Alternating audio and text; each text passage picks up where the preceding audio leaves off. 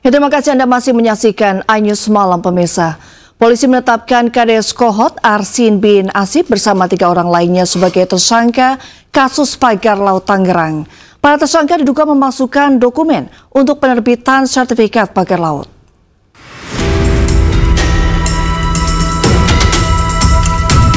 Kepala Desa Kohot Arsin bin Asib ditetapkan sebagai tersangka kasus pemalsuan dokumen sertifikat HGB dan SHM pagar laut Tangerang, Banten.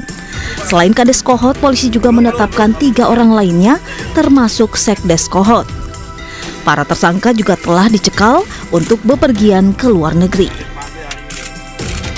Di mana kita menetapkan Saudara A selaku Kades Kohot, Saudara UK selaku Sekdes Kohot, Saudara SP selaku penerima kuasa, dan Saudara CE selaku penerima kuasa telah kita tetapkan sebagai tersangka. Di mana diduga keempatnya telah bersama-sama membuat dan menggunakan surat palsu berupa GIRE, surat pernyataan penguasaan fisik bidang tanah sporadik, surat pernyataan tidak sengketa, surat keterangan tanah, surat keterangan pernyataan kesaksian, surat kuasa pengurusan permohonan sertifikat dari warga desa Kohot, dan dokumen lain yang dibuat oleh Kades Sekdes sejak Desember 2023 sampai dengan November 2024. Sebelumnya, Bareskrim Polri telah menyelesaikan penyidikan pada 14 Februari lalu. Dalam kasus ini, polisi telah menyita sejumlah barang bukti yang diduga digunakan untuk pemalsuan surat izin terkait penerbitan sertifikat pagar laut di Tangerang.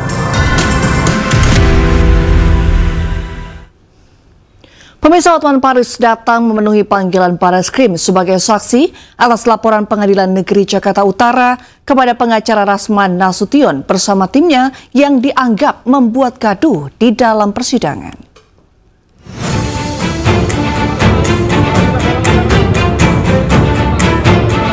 Hotman Paris datang memenuhi panggilan Bareskrim sebagai saksi atas laporan Pengadilan Negeri Jakarta Utara kepada pengacara Rasman Nasution bersama timnya yang dianggap membuat gaduh di dalam persidangan. Hotman menyebut tidak perlu persiapan apapun untuk memenuhi panggilan tersebut karena dirinya hanya butuh menjelaskan apa yang dialaminya saat kegaduhan tersebut. Nggak ada persiapan, saya kan hanya sebagai saksi, dia hanya menceritakan apa yang saya lihat, saya alami di persidangan. Yang jelas ini adalah kasus pertama dalam sejarah peradilan Indonesia. Di waktu yang sama, Hotman Paris juga mengomentari kedatangan Rasman Nasution ke MA untuk meminta maaf kepada Ketua MA Sunarto usai sumpah pengacaranya dibekukan. Menurut Hotman, perbuatan Rasman tak termaafkan dan tidak bisa diterima MA. Ia pun meyakini jika karir Rasman sebagai pengacara telah berakhir. Saya nggak yakin, saya merasa kurang yakin dia bisa diterima. Bagaimana perasaan seorang pimpinan Mahkamah Agung yang anak buahnya, hakim di bawahnya diteriakin di persidangan, koruptor, koruptor. Dan itu di persidangan dan diketok-ketok mejanya. Jadi dia sudah sadar bahwa sudah berakhir karir dia karena ada 2 hal yang paling penting. Selama itu masih dibekukan, maka semua surat kuasa maupun pembelaan dari Rasman dan Firdaus yang dibuat sejak tanggal pembekuan kepada klien manapun batal demi hukum karena dibuat oleh orang yang tidak berwenang. Sebelumnya, Rasman Nasution dan timnya dilaporkan oleh Pengadilan Negeri Jakarta Utara buntut dari kericuhan dan perseteruan di ruang persidangan.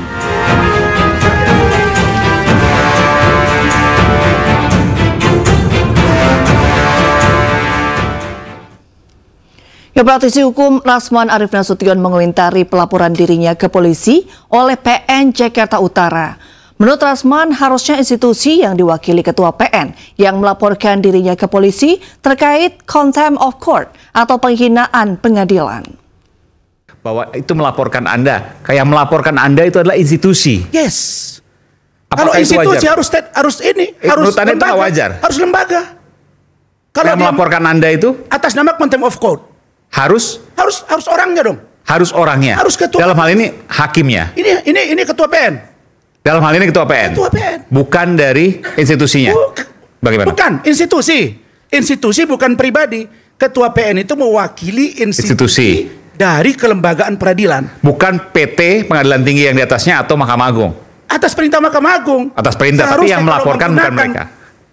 Laporan terkait dengan kekerasan dan lain sebagainya. Kalau itu adalah delik umum, delik biasa, pidana biasa, harusnya yang melapor siapa? Ketua majelis. Ini yang melapor adalah lembaga, diwakili oleh ketua PN. Kalau ketua PN berarti bicara contempt of court. Kalau contempt of court, mana undang-undang yang mengatur tentang contempt of court? Ke situ dulu dong. Ya, jadi saya kira pengertian tindak pidana dengan dalam rumusan undang-undang agak berbeda dengan pengertian kelakuan yang harus dijaga. Jadi semua secara umum, semua perbuatan yang dianggap merendahkan peradilan itu namanya contempt of court. Tetapi yang masuk dalam kategori tindak pidana tentu tidak ada tindak pidana yang kalau belum ada undang-undang contempt of court terus kalau diberlakukan gimana, Bang? Artinya dia harus berdasarkan undang-undang kan.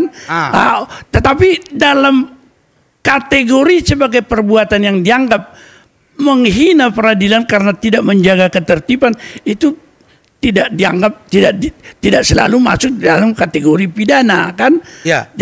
Tapi merendahkan itu hakim wajib untuk melindungi ketertiban dan martabat daripada sidang pengadilan. Itulah tugas daripada majelis hakim. Tanpa ada atau tidak undang-undang contempt of court itu? Tanpa ada atau tidak.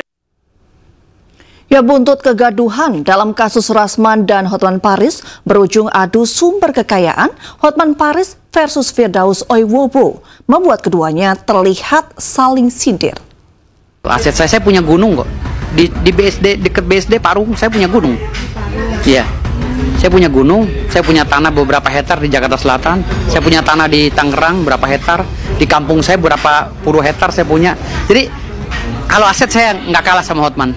Kami punya gunung, sekarang ini 2 juta metrik ton di dalamnya uranium. Gini aja deh, kalau kamu memang bisa memperus saja, saingan dulu beli Lamborghini kayak punya Hotman gitu loh. Adu sumber kekayaan Hotman Paris versus Firdaus Oiwobo membuat keduanya terlibat saling sindir saat diwawancarai wartawan. Sebelumnya Firdaus mengaku memiliki gunung yang dianggap melebihi kekayaan Hotman Paris. Firdaus menambahkan bahwa gunung yang ia miliki mengandung uranium yang bisa menghidupi seluruh dunia selama 2000 tahun. Duit cash saya rasa kalah sama Hotman. Tetapi kalau aset, Hotman nggak ada apa-apanya sama saya. Kalau dihitung semua ya aset saya, nggak ada apa-apanya sama sekali sama saya. Gitu. Aset saya punya gunung kok. Di BSD, dekat BSD Parung saya punya gunung. Iya. Saya punya gunung, saya punya tanah beberapa hektar di Jakarta Selatan, saya punya tanah di Tangerang berapa hektar, di kampung saya berapa puluh hektar saya punya. Jadi kalau aset saya nggak kalah sama Hotman. Kami punya gunung, sekarang ini 2 juta metrik ton di dalamnya uranium. Ya, Gunung Parasultan di Dompup, PT Onto. Ya, 2 juta metrik ton bisa untuk menghidupi masyarakat dunia 1000 tahun. Bisa bayangkan. Ricuh pertandingan sepak bola supporter bakar gawang dan pecahkan kaca ruangan bawah Stadion Tuban Sports Center, Jawa Timur. Tetaplah bersama kami.